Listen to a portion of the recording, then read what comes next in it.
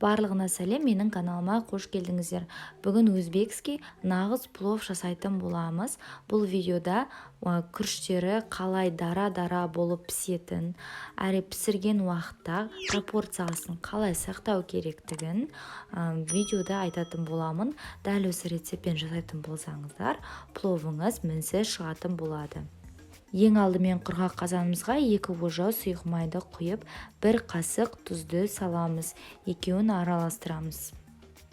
Үстіне кесек-кесек еттерімізді салып, екі жағын жақсылап қызартып қуырып аламыз.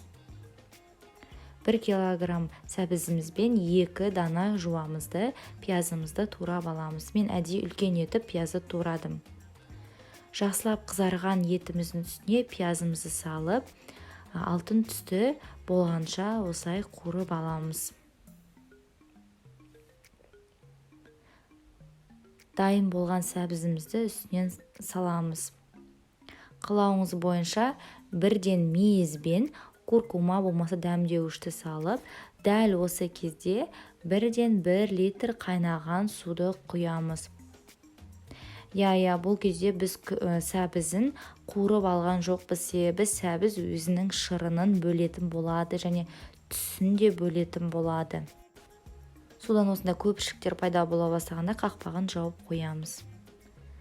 1 килограмм күрішіміздің үстіне 1 ас қасық тұзды саламыз және жылы су болмаса қайнаған суды үстінен құйып 30 минутқа қойып қоямыз. Күрішіміз жібіп тұруы керек. Судан кейін барып қана күрішімізді жуамыз.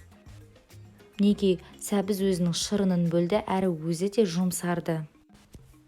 Бірнеше рет суы тап-таза болып қанша күрішті жақсылап тұрып жуып, үстінен осылай күрішімізді салып шығамыз. Бетіне кішкене ғана су құямыз. Кішкене ғана күріштен асып тұруы қажет. Астын ең жоғарғысына қарай көтеріп қоямыз отты. Күріштерді осылай алмастырып отырамыз орындарынан, барлық жері пісуі үшін. Тек қана май қалған уақытта, міне жан-жағын көріп отқаныңызда тек қана май қалған, суының барлығы ұшып кеткен кезде тау сияқты күрішті үйіп қоямыз да, жан-жағынан 5-6-7 тесік жасап қоямыз. Соның арқасында біздің күрішіміз демделеді. Осы кезде оттың астын ең төменгіге қойып қоямыз да 25 минутқа қазанның қақпағын жауып қоямыз. Күрішіміз жақсы міне демделді. Өзінің буына жақсы болып пісті. Ең бетіндегі күрішін тексереміз. Піскеннен кейін ең астындағы еттерін алып аламыз бөлек. Қалған күріш пен сәбізді жақсылап тұрып араластырамыз.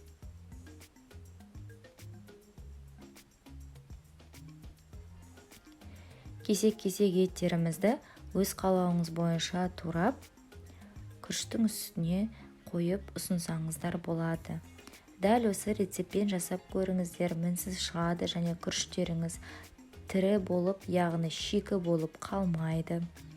Оның үстіне өте дәмді болады және күріштеріңіз бір-біріне жабыспайды. Видеоны соңына дейін қарағандарыңызға рахмет. Менің каналыма міндетті түрде тіркеліңіздер.